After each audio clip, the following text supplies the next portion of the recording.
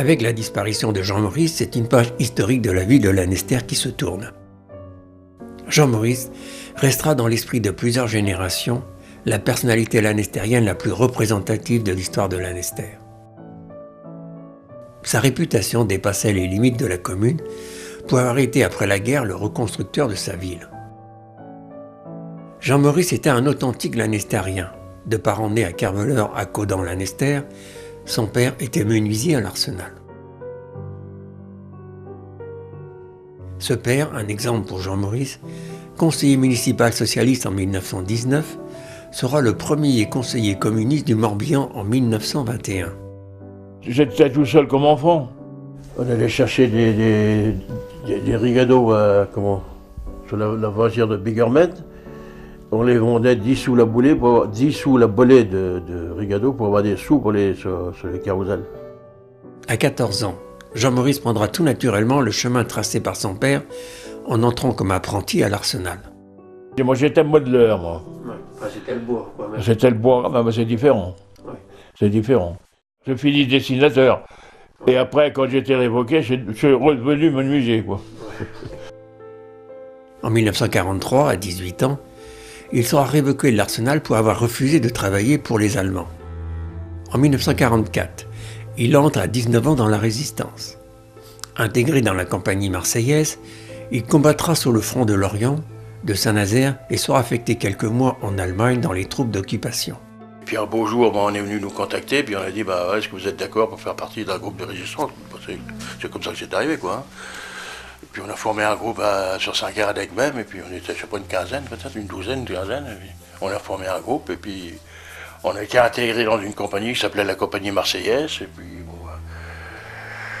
il y a eu la fameuse rafle de Sainte-Anne-des-Bois en mai 1944, et c'est après cette rafle qu'on a pris le maquis, parce qu'on s'est dit, voilà, ça commence à devenir dangereux, et on a pris le maquis juste avant le débarquement.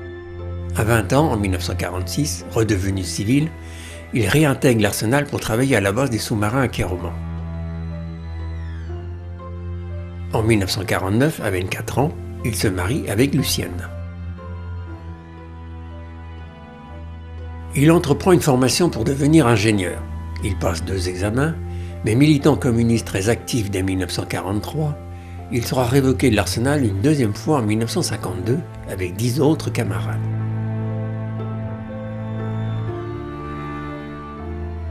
Ma famille était relogée en baraque.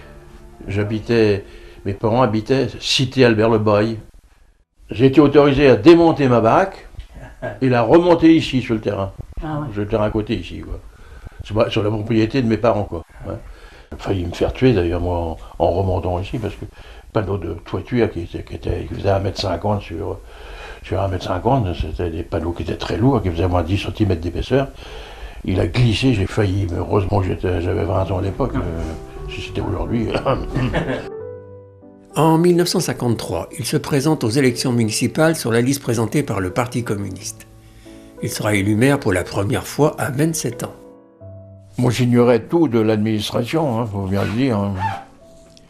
On voyait ça de loin, quoi, mesdames. Des communiqués de la presse, ceci, cela, mesdames. C'est tout, quoi, mais...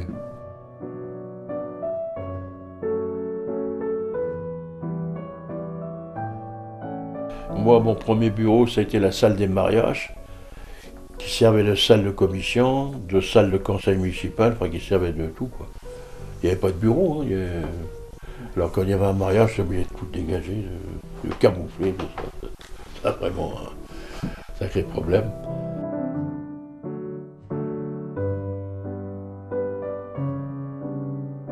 Après la guerre, j'ai eu affaire directement quand j'ai été élu avec des gens de droite, mais je connaissais très bien, comme Louis Bogam, qui était tête de liste, il était cultivateur ici au Pénès, on se connaissait depuis tout le temps, quoi. Depuis tout le temps. Chaume Corlaire, qui était gymnaste aux enfants du Plessis, on se connaissait depuis longtemps aussi. Quand il était à l'Arsenal, on buvait le pot ensemble chez Marie Labbé, dans la baraque. C'est comme ça, c'est pas... Il sera réélu dès le premier tour pendant 7 élections municipales consécutives, ce qui fera de lui un personnage respecté dans tout le département. fallait bien que quelqu'un de droite vote quand même pour moi. Pourquoi? Il n'y a pas que des gens de gauche qui votaient pour nous. Comme c'est toujours valable, hein, n'importe comment. C'est valable partout, ça. D'abord les qualités humaines. Un maire en place, il y a toujours un aura de plus que celui qui vient de se présenter. Puisqu'il a travaillé pour la population pendant un certain nombre d'années, il est évident qu'il a un électorat qui est beaucoup plus élargi. C'est évident. Or, ce qu'il faut, c'est serrer les mains. Il faut serrer les mains quand tu rentres quelque part. Tu as 40 personnes, tu as 40 mains à saluer. Il ne faut pas hésiter. C'est ça le problème. Je dis bonjour à tout le monde. Saluer tout le monde, c'est ça. C'est pas toujours facile, hein. Ça ne s'acquiert pas comme ça du jour au lendemain. Moi, j'ai mis du temps aussi avant d'arriver là. Hein. Ça m'a reproché d'ailleurs au départ. Je dis, mais il faut y aller, il ne faut pas hésiter. À Lanester, c'est le début de la reconstruction. 15 cités de baraques ont été installées pour accueillir les Lannestériens partis se réfugier pendant la guerre. Il sera le maire bâtisseur de sa ville. Un travail constant et méthodique pour remplacer les cités de baraques. Dès 1958 par des HLM, puis par de nombreux lotissements répartis sur tout le territoire de la commune. Devant l'augmentation impressionnante de la population, il travaille à la construction de nouvelles écoles publiques qui passeront de 3 en 1950 à 9 en 1970, suivies par 3 établissements d'enseignement secondaire. Il fallait créer des écoles, d'où la nécessité de construire des écoles. Pratiquement tous les ans, il fallait construire une école.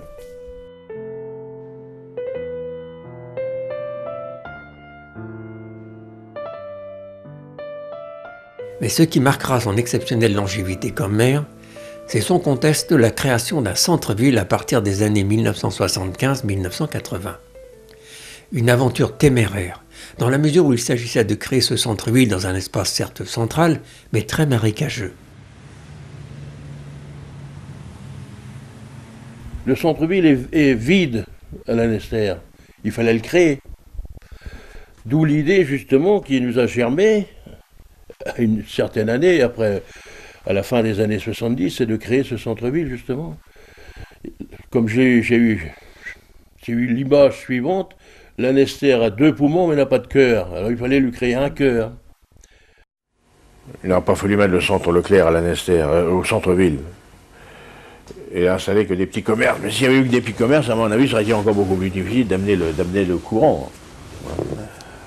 À mon avis, et pas le mien propre, mais de beaucoup d'élus, c'est qu'il fallait trouver une locomotive.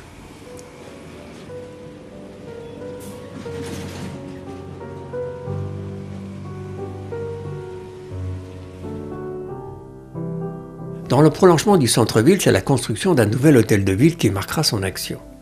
En 1992, cet imposant bâtiment deviendra l'emblème de la commune. Moi, j'ai commencé avec 26 personnes et demie au sein de la municipalité, comme personnel, on était rendu à 400. Alors évidemment, tout ça, il faut bien les mettre quelque part. L'édification d'une nouvelle mairie est un événement important dans la vie d'une commune. Parce qu'autrement, au début de la nuit, là, mais comme à 5 heures du soleil, on va le mettre ici.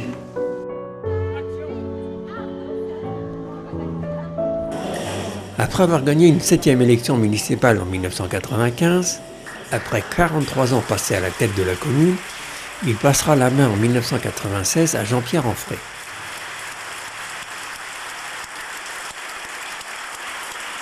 Élu conseiller municipal le 3 mai et maire le 10 mai 53, je ne m'attendais pas à y rester 43 ans et élu pendant 48. Reconstruire, bâtir, reloger, aménager, équiper, telle fut la tâche qui fut la mienne pendant toutes ces décennies. Vous êtes élu communiste, vous avez été résistant, vous avez donc été maire de Lanester pendant 43 ans. Ce sont 3 éléments qui résument votre personnalité, qui sont intimement liés et qui expliquent vos engagements aussi. Je suis né dans un... Dans un berceau. Dans un berceau, quoi. Comme je disais, j'ai appris à lire en lisant Luma. Reconnu pour être un représentant tolérant du communisme local, son absence de sectarisme en faisait une personnalité reconnue par toutes les tendances politiques. Même l'opposition municipale le respectait.